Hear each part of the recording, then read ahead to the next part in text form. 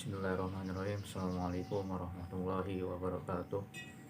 Alhamdulillahirabbil alamin wa bihi nasta'in ala umurid dunya waddin.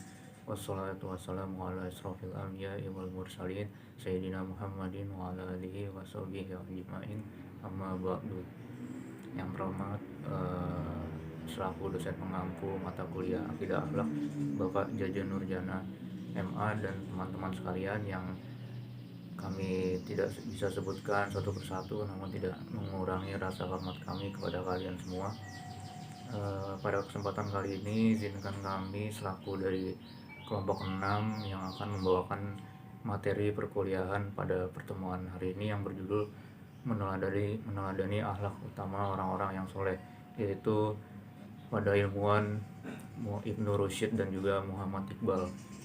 Kami sangat menyadari bahwasannya materi yang kami bawakan saat ini tidak cukup untuk menambah pengetahuan dari teman-teman sekalian. Untuk itu kami selaku kelompok 6 sebagai pemateri sangat menerima saran, kritik maupun masukan dari kawan-kawan sekalian yang akan sangat berguna bagi kami untuk pembuatan karya makalah pada kesempatan yang selanjutnya. Untuk itu, mari kita sama-sama langsung saksikan video presentasi yang akan kami tampilkan berikut ini. Ya, Bismillahirrahmanirrahim. Mari kita mulai pembahasan dari materi kelompok 6 di sini. Di sini ada saya sendiri, Michael Pratama Putra, dan ada Muhammad Pamungkas Wijaya serta Anggi Pratiwi. Ya, di sini kita mulai dari pembahasan Ibnu Rusyid, ilmuwan Muslim. Ilmu Rusyid Abu Ya'al Al-Walid Muhammad bin Ahmad bin Muhammad bin Rusyid, atau yang lebih dikenal dengan sebutan dengan Ibnu Rusyid atau Averroes dalam bahasa Latinnya, adalah seorang filsuf Muslim Barat terbesar di abad pertengahan. Ia adalah pendiri pemikiran merdeka, sehingga khayalinya di atas atap gereja Sixtine di daerah Vatikan, Eropa, karena ia dipandang sebagai seorang filsuf free thinker atau pemikiran yang memiliki pemikiran yang bebas.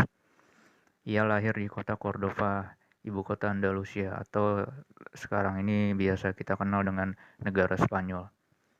Nah, di sini Ibnu Rusyid ini jadi dia seorang pemikir seperti halnya Aristoteles dari bangsa Yunani yang kita tahu sebagai kiblat dari filsafat ilmu sendiri. Tapi Ibnu Rusyid ini lebih kepada ajaran Islam yang bagaimana ia juga memiliki pemikiran tersendiri terkait dengan ilmu-ilmu atau cabang ilmu yang ada di dunia sampai dengan saat ini. Ya, selanjutnya di sini ada karya-karya dari Ibnu Rusyid.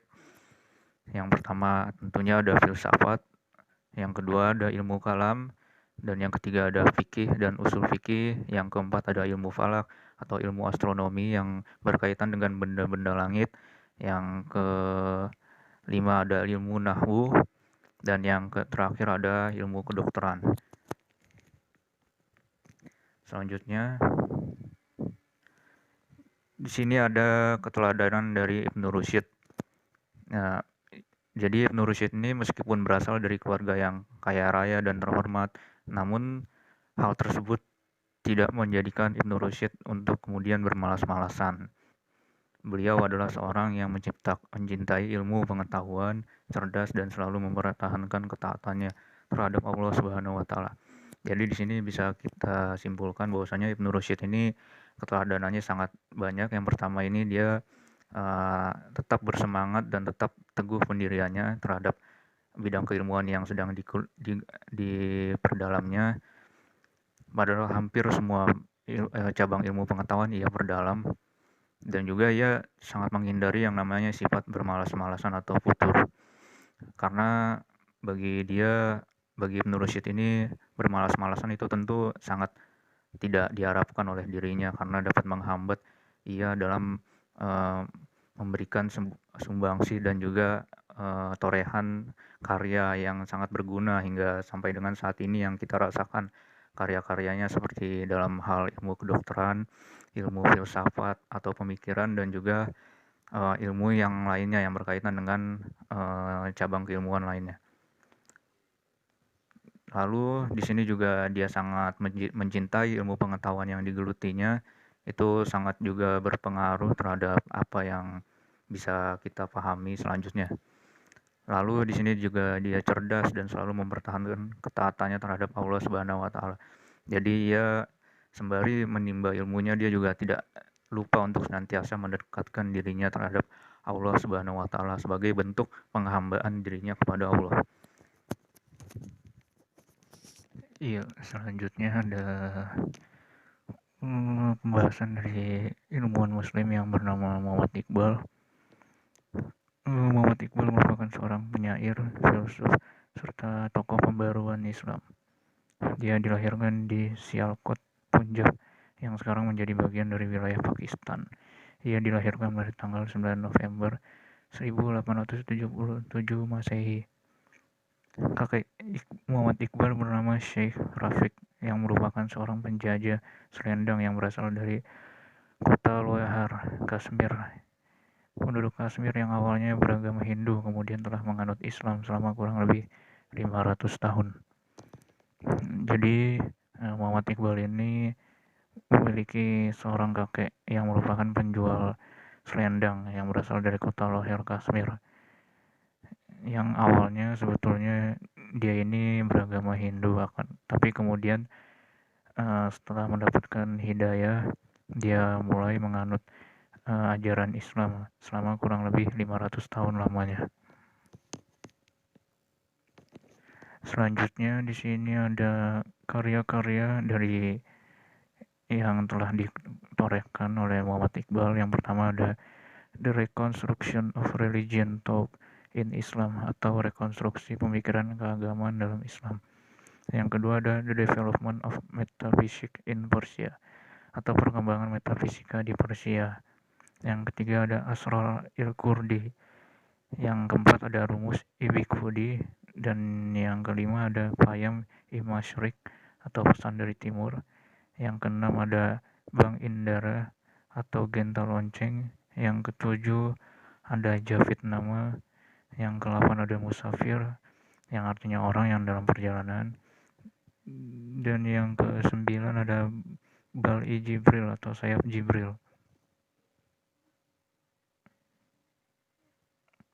Jadi ke-9 karya ini merupakan torehan atau sumbangsih dari Muhammad Iqbal terhadap dunia ilmu pengetahuan yang ada di dunia saat ini, yang sampai sekarang juga masih dapat kita temui di beberapa bidang ilmu.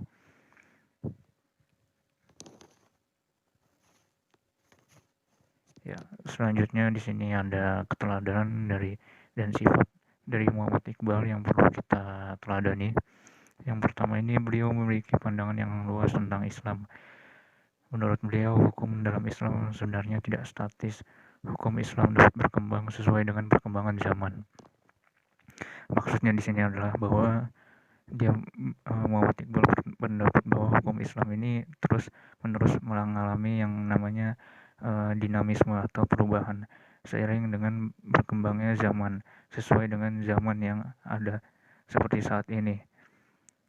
Lalu yang kedua, beliau mencetuskan paham dinamisme umat Islam, yaitu paham yang memaknai intisari hidup adalah gerak dan hukum hidup dalam menciptakan. Umat Islam harus bisa bangkit dan menciptakan dunia baru. Jadi di sini beliau berpendapat bahwasanya dunia Islam itu harus senantiasa memperbarui atau melakukan berbagai macam inovasi terkait dengan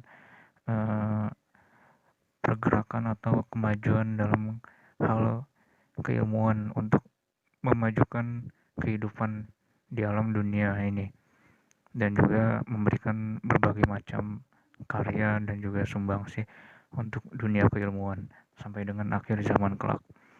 Yang ketiga ada mengenai kebudayaan barat. Ini beliau memiliki pandangan budaya tersebut hanya memandang materialisme dan kecenderungan tidak mengenal agama. Hal yang dapat diambil dalam budaya barat hanya kemajuan ilmu pengetahuan saja.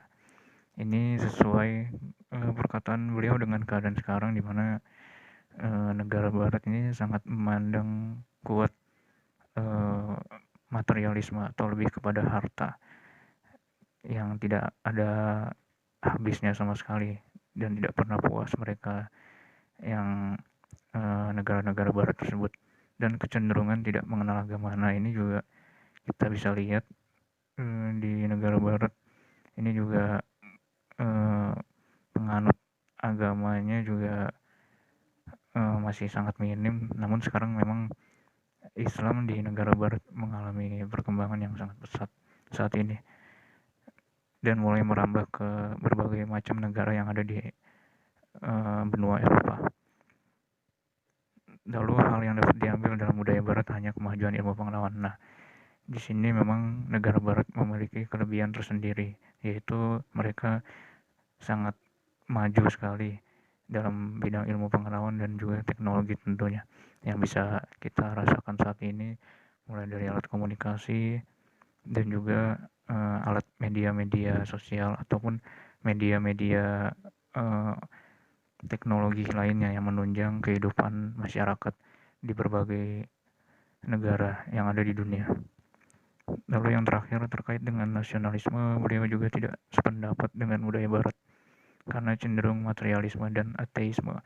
Dalam hal ini beliau lebih sependapat dengan nasionalisme India yang didasarkan oleh dua agama yaitu Hindu dan Islam. Karena Hindu lebih dominan di India, beliau mengarahkan Islam membentuk negara sendiri yang dikenal saat ini dengan negara Pakistan. Jadi beliau ini Muhammad Iqbal juga sebagai seorang tentunya pencetus cikal bakal berdirinya negara Pakistan, karena beliau melihat sebelum ada Pakistan di negara India itu hanya ada dua agama yaitu Hindu dan Islam. Jadi beliau tidak ingin adanya gesekan atau konflik antara agama Hindu dan juga agama Islam sendiri. Jadi beliau berinisiatif untuk kemudian membangun sebuah negara yang saat ini kita kenal dengan negara Pakistan.